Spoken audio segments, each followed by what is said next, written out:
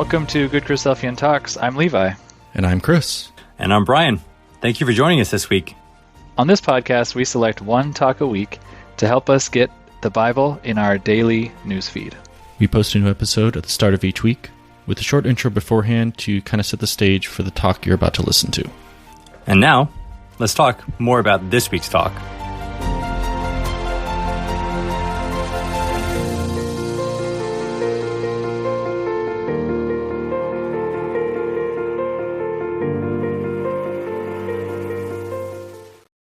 Hello and welcome back to another talk.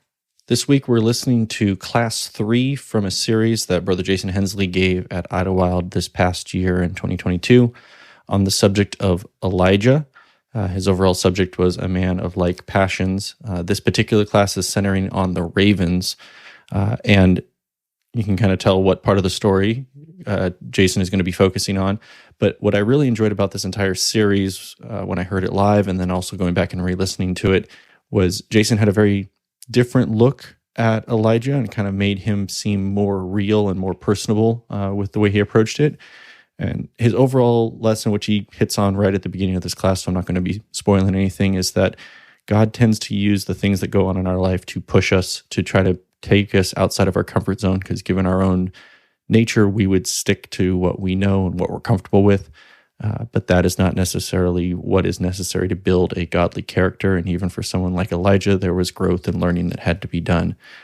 So this entire series is going to be put on the Good Christadelphian Talks extended podcast as well. I would highly recommend listening to all 6 classes. They're all great. I just picked this one in particular because I felt like the lesson really fit in terms of trying to push beyond your comfort zone and always trying to do better. And then he also summarizes a little bit at the beginning of this class where we are at up to this point, so it makes it a little bit better of a standalone episode. So as always, thank you for listening. I also wanted to mention, if you are at all interested in helping with the podcast at all, over on our website, GoodChristadelphianTalks.com, you can fill out a form to either send in suggestions, which you always have been able to do by emailing us at our email address, but you can now fill out the form there. But there's also a place where if you're interested in helping to volunteer in a number of ways, go ahead and check out that form. Send in if you're willing to. We'd be more than happy to have anybody who's interested or willing to help out. Send in what you're willing to do, and we'll take it from there, and we can chat and figure things out. But this has always been something that has been a volunteer effort. So if you are interested, please reach out and let us know. So like I already said, thank you as always for listening, and I hope you enjoy this talk in particular as much as I did.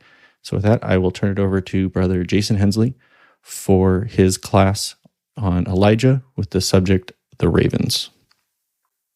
Okay, we are going to be talking about the ravens today. So let's just kind of recap what we have gone over so far. We have seen Elijah learning this lesson that God is in control, or at least maybe we haven't seen him learning it yet, but we've seen him needing to learn this lesson. So we have him needing to learn the lesson, and we are now going to see the beginnings of God teaching that to him as he goes and he spends time with the ravens. So here we are in class 3, and here are our lessons. We have seen that God is in control. We have seen that God hears prayers. We have seen, or we will see today, that God gives lessons that push us beyond our comfort zones. And I think that's we understand that. We know that that's how God works. We can't really learn anything unless we are pushed beyond our comfort zones. But I think it's still something that we need to be reminded of consistently, because we find ourselves asking, why is this happening? Why does it have to be like this? And the answer is, it's not always the answer, but a lot of times the answer is because we're growing. And this is how we grow. We have to feel uncomfortable. We have to be put in situations that make us go outside of our norm. And so that's what we are going to see here with Elijah. He is going to be put in a situation with the ravens that would have made him feel incredibly uncomfortable.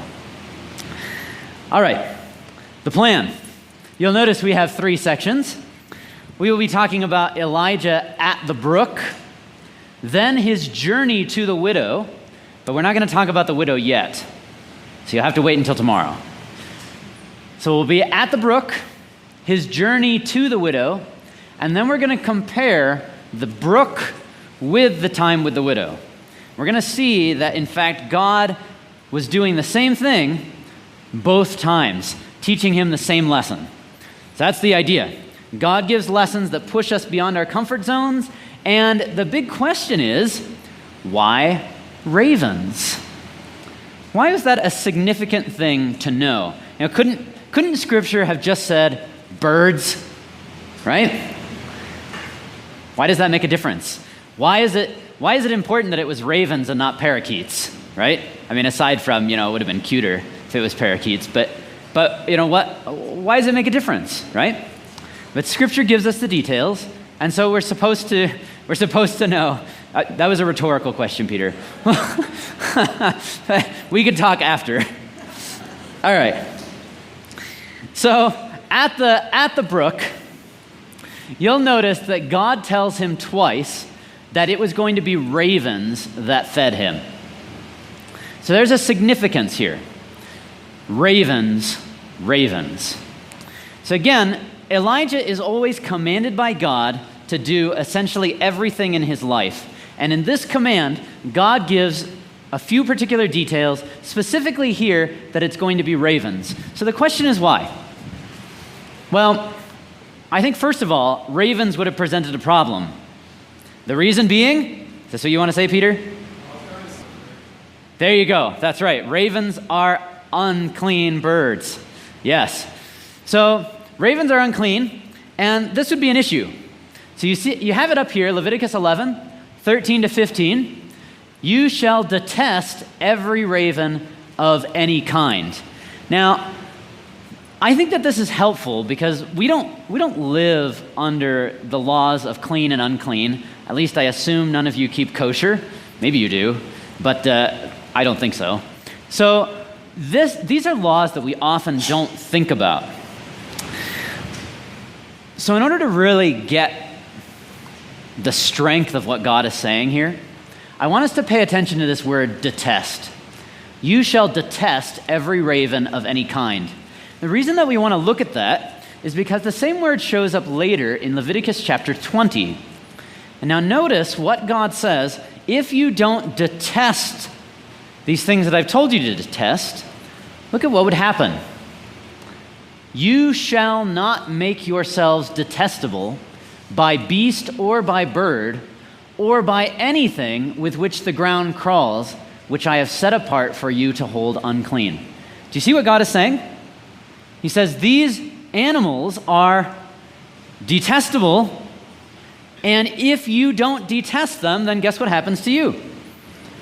You become detestable, right? It's like the detestableness of, I was going to say detestability, but the detestableness of these animals like transfers to you almost if you don't recognize that God says don't be with these animals, don't be with these birds. Now, just to give you a sense of what's meant by detest, right? It wasn't just I don't like that bird. It's not good, it's unclean, I don't like it. Here's your word. It's shakatz in Hebrew.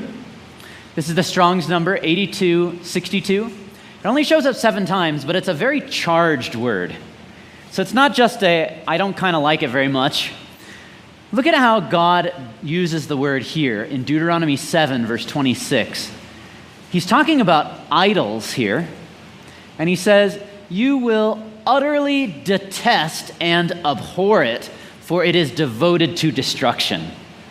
So this is how they were supposed to feel about these unclean animals. That when you see the unclean animal coming, you say, whoa, I'm not getting near that, right? I'm not going to touch it. I'm not going to go anywhere close where it might accidentally touch me. Something along those lines. They were to detest, hate it, abhor it, right? And you can see with the description of the idols here, God says, burn them up, right? Totally get rid of them. So this was a serious word. Now, are you beginning to sense here the sudden moral dilemma that Elijah would be feeling?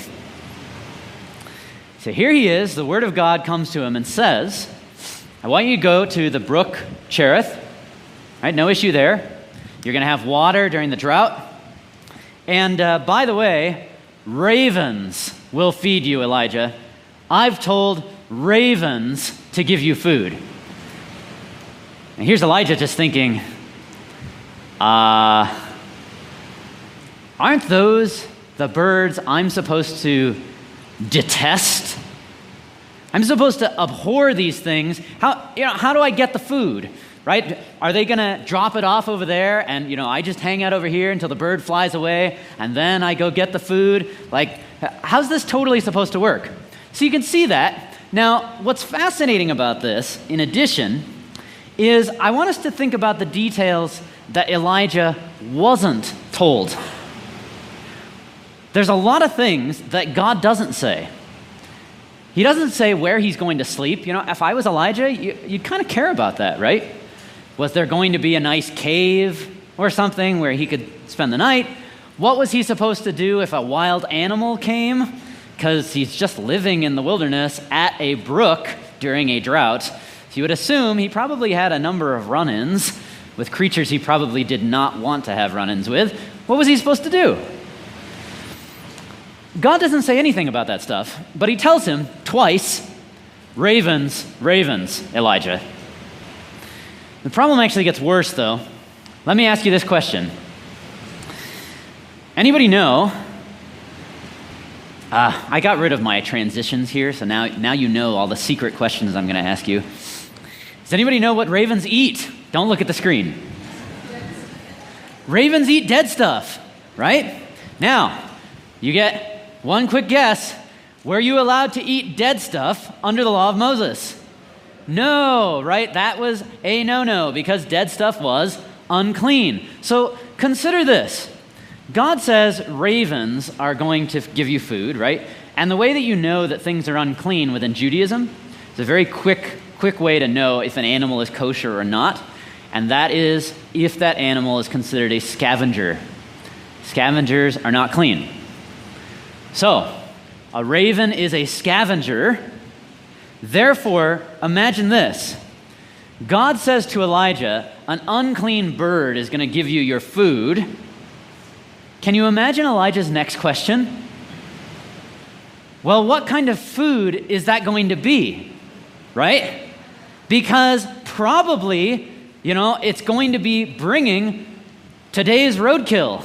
And when Ahab was driving around or whatever, and he runs into something, the raven flies down and brings it to Elijah, and here's this dead thing. And here's Elijah just trying to figure out, well, I wonder where this came from. Is this clean or not? I probably can't eat this. So it's a fascinating sort of thing that God essentially is giving him like extra uncleanness. And he didn't have a choice. Now, just to bring this home even more for Elijah, in Hebrew, there's two words that just generically mean food. So this is sort of a funny translation kind of thing. Anybody know how these words would be translated typically in the King James? They're typically translated as meat, but they don't mean meat. They mean food. Oftentimes they actually mean not meat, so like grain. So this is your word ohel and ma'achal. So those typically mean food. Now, what's fascinating about this is when God commands Elijah, he doesn't use the generic food words. And I think that's because it could have given Elijah the wrong impression. That, it's just kind of an accident that the law is going to be broken. But instead, God specifically uses the word basar, which in Hebrew means flesh. So when God tells Elijah, the ravens are going to bring you bread and they're going to bring you flesh. Or this is what we're specifically told that he was given, bread and flesh. So when we read this, we have to recognize it's not just that he got food from ravens, but he was specifically being brought dead stuff to eat. Now, I don't know if that blows your mind. I hope it does, because essentially what God is showing us is that he put Elijah in a situation where it was unavoidable to break the law. Unless, and this is what we do as humans, right? We get put in certain situations and we can see, well, there's a commandment. I don't think it's going to validate, or I don't think it's going to break the principle to break that command, but I don't feel comfortable breaking it anyway. And we have these choices and we're not sure what to do. And so sometimes we almost double down on the letter of the law. So maybe that's what Elijah did. You can almost picture him saying, oh, put that in the pile of dead stuff, and there's just this pile that's growing every day because Elijah won't eat it, right? It's almost like he says, no, that's breaking the law, I'm not going to do it. I don't know. Maybe he doubled down on his feelings of, I can't break the law. Maybe. We don't know. But I think this is how we act sometimes. Whatever it was, God was specifically putting him in a situation where he almost had to break the law. Now, the reason I want to talk about this is because I don't think we often realize how often this is the case that God does this. This is one of my absolute favorite things to look at in Scripture. I'm gonna just ignore my slides for a little bit now because I want to talk to you about this because it's so exciting. So God consistently, throughout the Old Testament, forces his people to break the law. And I think that's fascinating. Now, let's just back up a little bit to see it, right? The first commandment in the law of Moses, anybody know what it was? First commandment in the law of Moses. It was the commands of Passover. It's Passover, first commandments, right? Because they haven't gotten the law yet. They're about to leave Egypt. It's Exodus chapter 12. So first commandments, the law of Moses, Exodus chapter 12. So you can verify this if you want. Exodus 11, let's back up one chapter. We are at the final plague, right? So we're at the final plague, Exodus chapter 11. Moses goes in front of Pharaoh, and here's what he says. Tonight at midnight, the firstborn in the land will die. Okay? Tonight at midnight, firstborn in the land will die. Therefore, we're going to have to figure this out here, see if we can do it. Anybody want to guess what day of the first month it was? What day of the first month? It's going to be the 14th. 14th day of the first month, because that was Passover, right? All the firstborn die, 14th of the first month. Okay, now you might be wondering, why is this significant? Okay, well, let's now jump forward to chapter 12. Get this. Chapter 12, God comes to Moses. What day is it? 14th, the first month, right? God comes to Moses, chapter 12. Moses has already said, today, all the firstborn in the land will die at midnight. Okay. God says to Moses, you can check it. First few verses of Exodus 12, he says, I want you to tell the whole congregation to take a lamb, one lamb for each household, and I want you to do it on the, what day of the month? 10th. Now you're Moses. What do you think you do if you hear this? You think, well, God, that was 4 days ago. How's that supposed to work? And you know what's fascinating is if you keep reading the chapter, you'll notice Moses doesn't say that to the Israelites. He doesn't tell them, go choose a lamb, hold on to it for 4 days, and on the 14th day, we'll kill the lamb. He doesn't tell them that. Instead, he says, take a lamb and then kill it. Because Moses realized it was impossible to follow the law. He couldn't. It was supposed to have been followed 4 days ago. But it wasn't possible. The first command in the law of Moses that God ever gives was impossible to keep. It Isn't that fascinating? This is just what God continually does. And you could just picture Moses thinking, well, I don't know what to do with this, right? And this is how God is consistently working with law. He puts his people into situations where they cannot keep the law because he wants them to realize it's about principle, not about law. The law was the schoolmaster to lead them to Christ. It's about principle, not about law. So the very first commandment, impossible to keep. Now, there's more. There's more of these. I'll tell you my favorite one. Okay, so you remember the story when the ark was taken from the Israelites, right?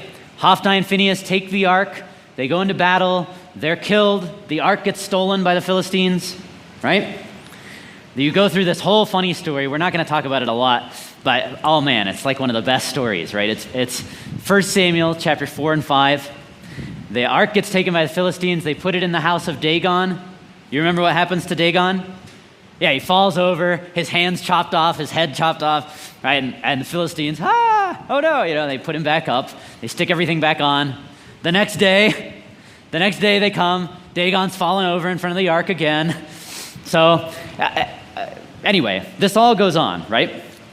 The ark gets brought back eventually to Israel. The ark is eventually brought back, and it gets put into Kirjath-jearim. Kirjath-jearim, and it stays in a man's house for over 40 years. We know that because we're specifically told, 1 Chronicles 13, the ark sat there during the entire reign of Saul.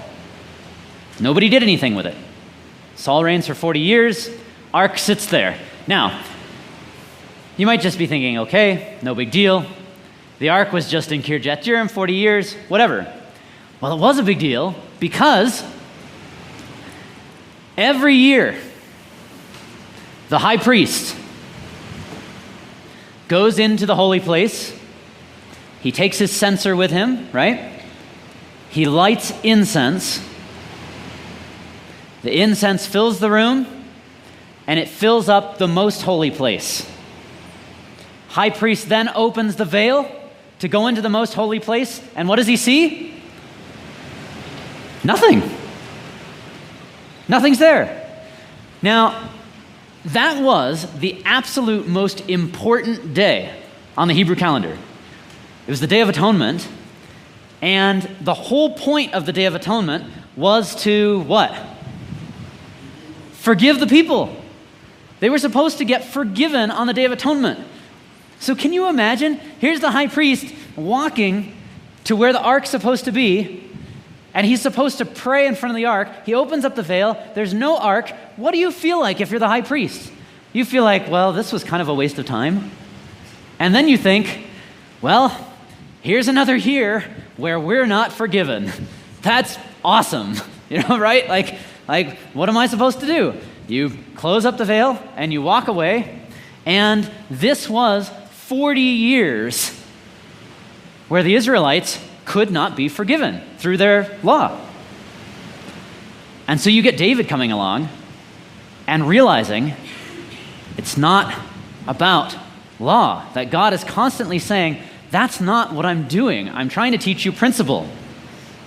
So you remember in David's psalm that he writes after his sin with Bathsheba, Psalm 51, right? Right at the end, he says, you do not desire sacrifices. You remember that? Or else I would give them, he says. You don't want sacrifices or else I would give them. Instead, the sacrifices of God are a broken and contrite heart. Now, we like to quote those verses to say, it wasn't about the offerings. And I think that's good. But let's think about the context just a little bit. Here's David, where for a big chunk of his life, there was no ark. There was no forgiveness. And he's thinking about all of this. And then God helps him to realize that he has just committed adultery and murder. Now, under the law, how do you get forgiven for adultery and murder? You don't, right? You just die. That was the situation. You just get stoned, the end, or maybe you get stoned twice because that's, adultery and murder. So it was bad, right? And so David realizes, I can't give you anything. There's no sacrifice I can offer. So it's not just that he's saying God didn't want sacrifices. David is realizing, for me personally, I am dead according to the law. There is nothing that I can do. And this is what God is constantly doing. And we are going to see this very powerfully in the life of Elijah. That God says, Elijah, you want food? You're going to have to eat it from an unclean bird. And you know what? That food is actually probably unclean too. What are you going to do about that? This is Elijah being pushed beyond his comfort zone. Okay. Food from an unclean animal and food that was dead on its own. Deuteronomy 14:21, you shall not eat anything that has died naturally. If you want those two references as well, by the way, Ezekiel 4:14 and Acts 10:14, those are two places in which faithful people, Ezekiel and Peter, are both saying, I have never eaten anything in my life that is unclean, right?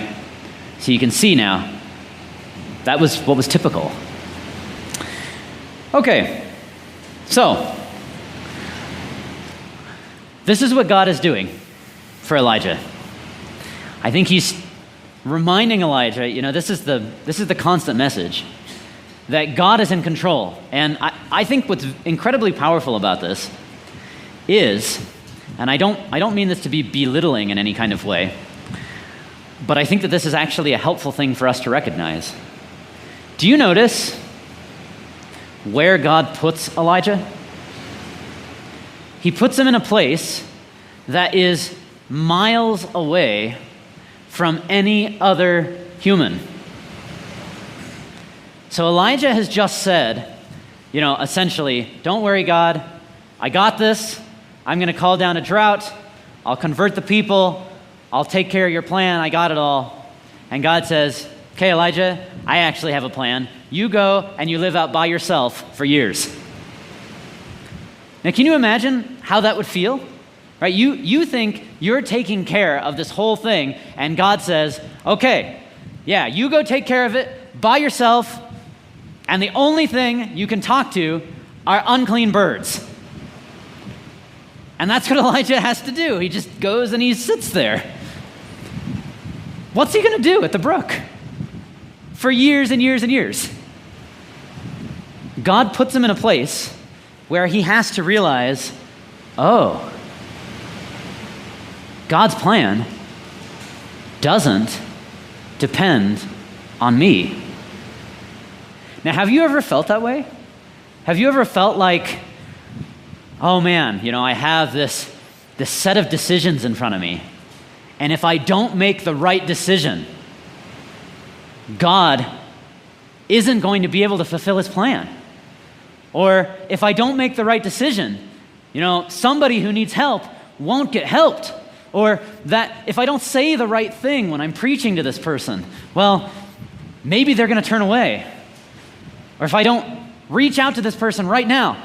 And this is the Elijah way of thinking, right? I got to call down the drought right now, because if I don't do it now, things aren't going to work out. God's whole plan will fall apart. Sorry, I got excited and I talked a little fast. But this is what we're being told here. That this is the way that Elijah was thinking, and we so often think like this. I remember before having two decisions in front of me and feeling like I didn't know which one was going to glorify God the most, so I said I'd pray and flip a coin. Maybe you've done that before.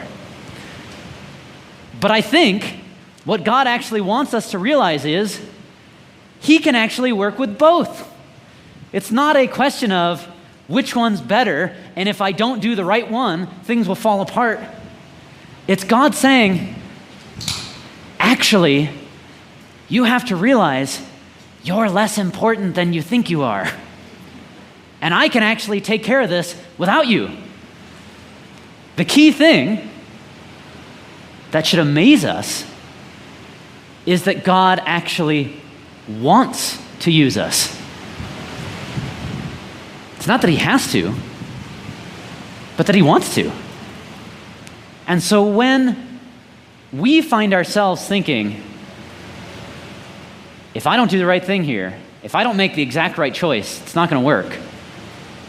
I think we've forgotten that yes, we plant and we water, but God gives the increase. And oh man, I mean, can you feel the sense of relief in that? I think there's a major relief acknowledging God has his plan. God knows what he's doing. And so sometimes I think God will take us and, like Elijah, he'll just put us in the desert and say, you know, you gotta understand this. I'm gonna work out my plan. Do you want to be a part of it? Because I'd like you to be. So, God is teaching Elijah with the ravens. Not only are they an unclean bird, but there's one other passage at the time that existed that mentioned ravens. It's in the book of Job. Consider what it says. Job 38:41 says, "Who provides for the raven its prey when its young ones cry to God for help and wanders about for lack of food?"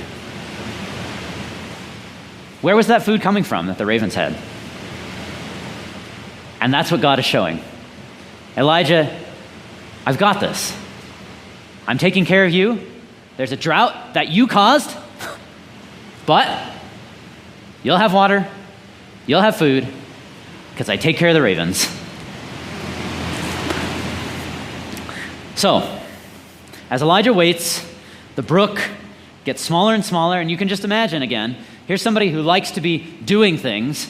He calls down a drought because he feels like things should be done, and he's sitting in a place where he can do nothing. So there he is. We don't know how long he was there. Maybe a year. I mean, the drought lasted for 3.5, right? The only two things he does is he's at the brook and he goes to the widow's house. So somehow, you got to divide those two up amongst the 3.5 years. So he could have been here for years, right? Sitting there by himself, talking to birds. Okay. Then, the very next thing that happens is the word of God comes to him, and he's told this. Now you wonder, and we're not told, you wonder how would it have affected Elijah to be fed by those unclean birds? Would he have softened a little bit? Would he have realized, it's not necessarily about law? Well, God's going to push him a little further. He says, "Arise, go to Zarephath," and I love this part, "which belongs to Sidon." Just to make sure, in case Elijah didn't know that part. So God says, go to Zarephath, which belongs to Sidon. Now he could have said, go to Zarephath, but he specifically tells him, oh, by the way, Zarephath is in Sidon. Now, why would that have mattered? Why would anybody care that Zarephath was in Sidon? It was a hostile place, and that was where Jezebel was from. So Jezebel was the one who brought in the worship of Baal, right? So now God is saying, okay, you've been here at this brook for years. Now I have a new thing for you to do. I want you to go hang out with Jezebel's friends, right?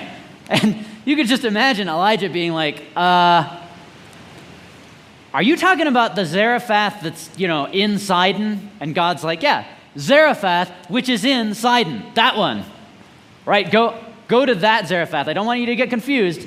Go to the bad one, Elijah. So here's Elijah just thinking, really? Is this seriously what I'm supposed to do? It's a 60-mile journey from Cherith to Sidon. So he would have had a long time to think about this, and I think it's helpful to just consider what he would have seen. Now, we know that the drought was happening not just in Israel, but also in Sidon, because the widow said she had no food. So can you imagine what it would have been like as Elijah, he had been sheltered from all of this, right? He had been at a brook, talking to nobody but birds. I know, I'm really into this, like talking to birds thing.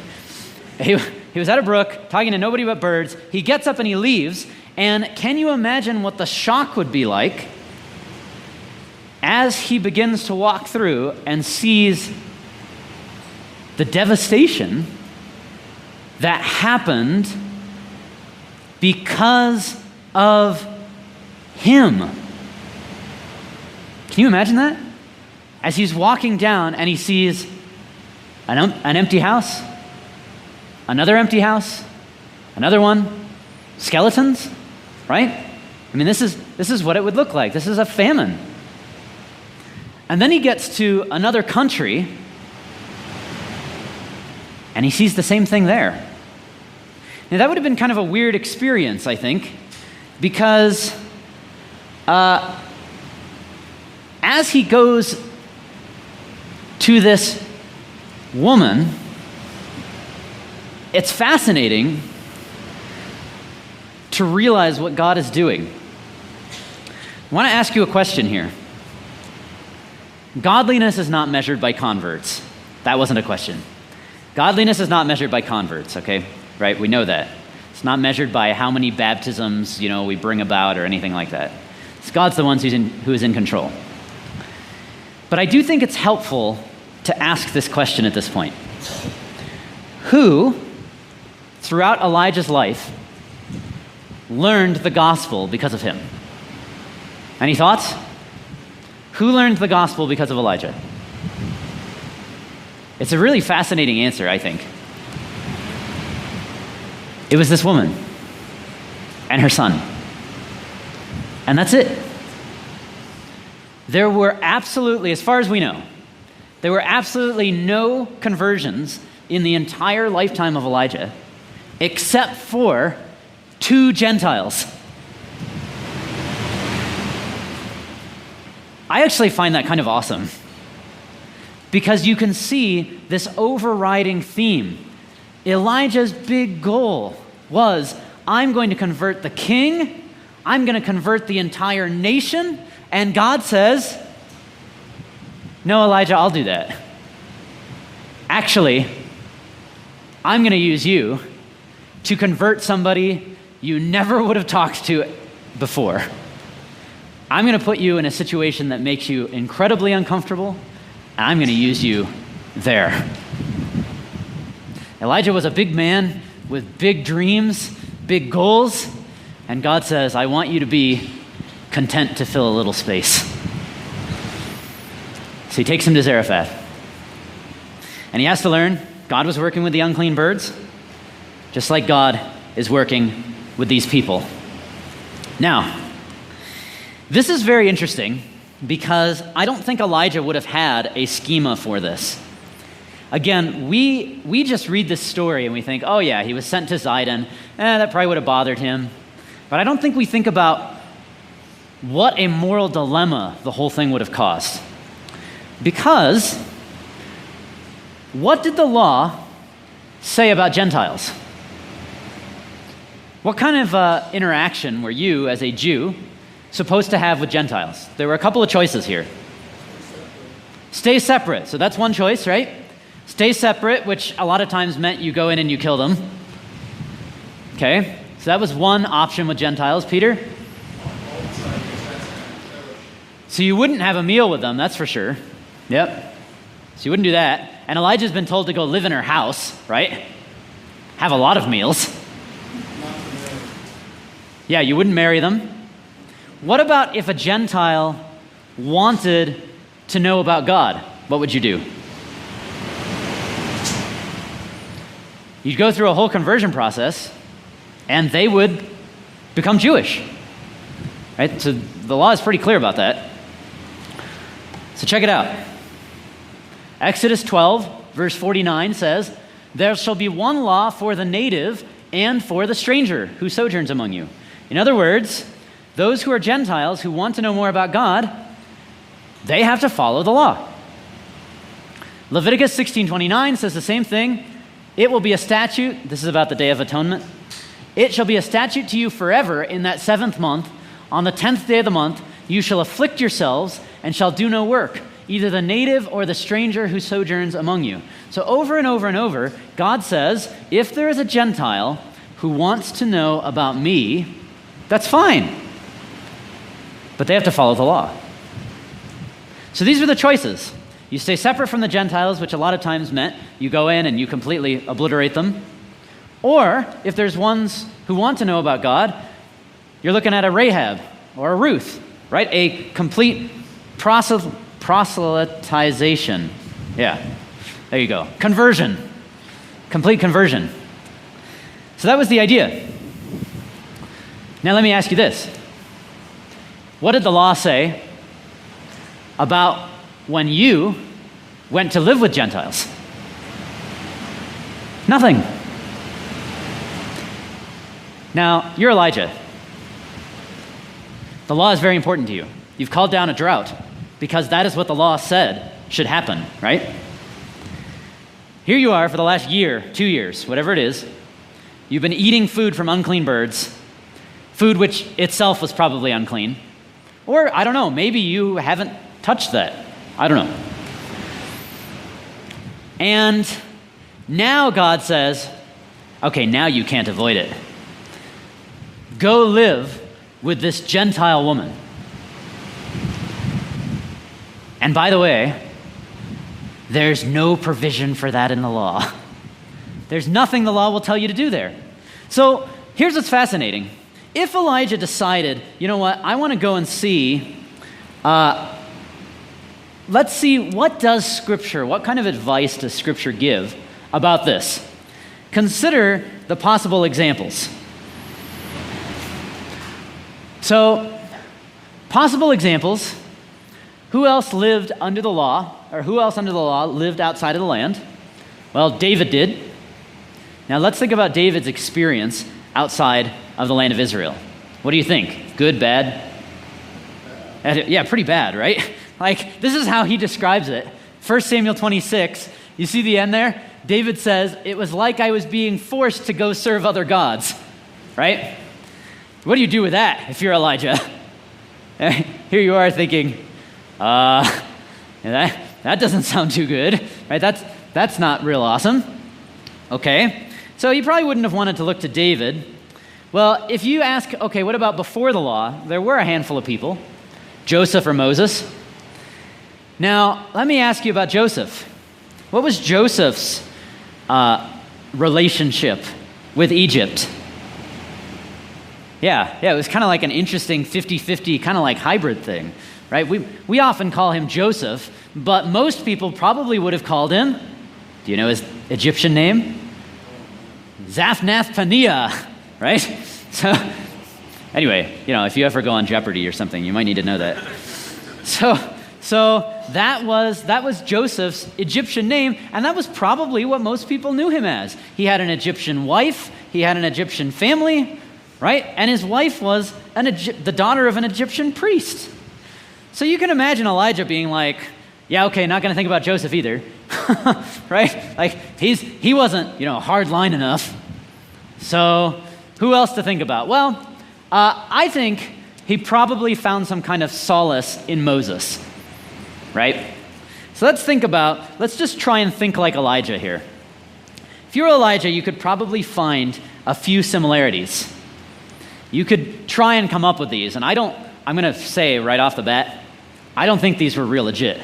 I don't think these are real good, but I'm trying to like put myself in Elijah's boots. So the idea here is this is perhaps how Elijah could have thought. Elijah brought the drought to save his people, but was resented for it. Moses tried to save his people, but was also resented for it. Maybe a parallel. Elijah was just obeying God's commands as he felt. So was Moses. He knew he was the deliverer. So Elijah had to flee to a foreign nation to hide from the king, and so did Moses. And you can see him kind of almost feeling like, Moses was a martyr, and I am too, kind of thing. Okay, and in that foreign nation, he meets a woman and is sustained, just like Moses meets Zipporah and is sustained. Now, were these parallels really valid? If I heard somebody giving a Bible class saying, these are like good parallels, I'd probably be like, not so much. So maybe this was how Elijah was thinking, but were they legitimate biblically? I don't think so. Because biblically, I think this is what we're being told. Elijah was not actually being paralleled with Moses. I think he was being paralleled with the Israelites. Think about this. God says, I'll give you bread and meat. Does that remind you of anyone? Bread and meat. And not only that, I'll give you water. Right? And eventually that bread, meat, and water will run dry. And so you'll have to go to a foreign nation to get it. Do you remember that in the Exodus? That the Israelites had to go to the foreign nations and say, can we purchase bread from you? It's a very similar kind of situation. In fact, let's just take a look. Exodus 16:8, you get meat, bread, in the evening, in the morning, same times, by the way, as when Elijah was given it. Psalm 78:20, you have the water gushing out. Eventually, God stops providing. And so in Deuteronomy chapter 2, verses 1 to 6, they get sustained by foreign nations, just like Elijah with the widow at Zarephath, sustained by a foreign nation. And here's what I think is fascinating about this.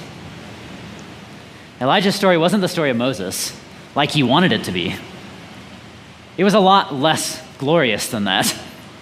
It was the story of the people who didn't get it, who complained, and who consistently said, God, you've led us out into the wilderness to die, without recognizing that God was pushing them to the next step of belief, to the next step of belief. He was making them uncomfortable to teach them. And that's what he's doing with Elijah.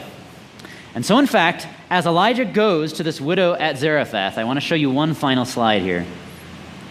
As he goes to this widow at Zarephath, oh, you know what? I'll show you this too, just because it's a fun picture. Okay, that's not actually relevant. The idea is, it's two like flamingos, because the stories are the same. Anyway, okay. So the situations are similar. So let me show you, right? You got ravens, an unclean bird, like the widow who's an unclean Baal worshiper. Ravens are scavengers, and it just so happens that the widow is gathering sticks, scavenging when he finds her. And eating its food is against the law with the ravens, and eating the widow's food would have been against the law. Same kind of thing. And in fact, if you don't feel like the parallel is strong enough, it's interesting that God even quotes himself in 1 Kings 17. Exact same words in the Hebrew. He says there about the brook in verse 4, you will drink from the brook as I have commanded the ravens to feed you there. And he says in 1 Kings 17:9, arise, go to Zarephath, which belongs to Sidon, and dwell there. Behold, I have commanded a widow there to feed you. Same words. And so God is taking Elijah and saying, Elijah, did you learn the lesson with the ravens? Because now I'm going to put you in the same situation, but there's no escape from this one. And you know what we're going to see? And I think this is awesome. The big lesson that Elijah has to learn is compassion, compassion, compassion. And God begins to teach it to him with the birds. And yet when Elijah sees the suffering that his drought has brought about, and when he sees the suffering of this woman, you actually can tell Elijah begins to be moved. And as we'll see in the next class, he actually purposefully, knowingly breaks the law for the sake of that woman. And it's at that point that the widow woman turns around and begins to worship God.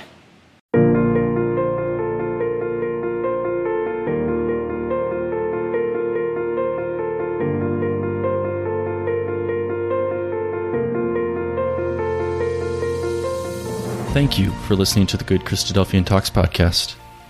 We hope this talk helped you in your walk. If you would like to hear more, please subscribe for new episodes and leave a review in Apple Podcast or whichever service you are using to help more people find the show when they search for it. If you enjoyed this particular talk, please share it with someone who you think might enjoy it as well. For show notes on the talk you just listened to, visit our show page at anchor.fm/GCT or check the show notes section of your podcast player. Please share your thoughts on the talk from this week on our Facebook or Instagram pages, where we are at GoodChristadelphianTalks, on Twitter, where we are at GCT_podcast, or leave a comment on our YouTube channel, where these talks are posted as well. If you know of a great talk, we want to know about it too. Send a suggestion to our email at goodchristadelphiantalks@gmail.com or message us on any of our social media accounts.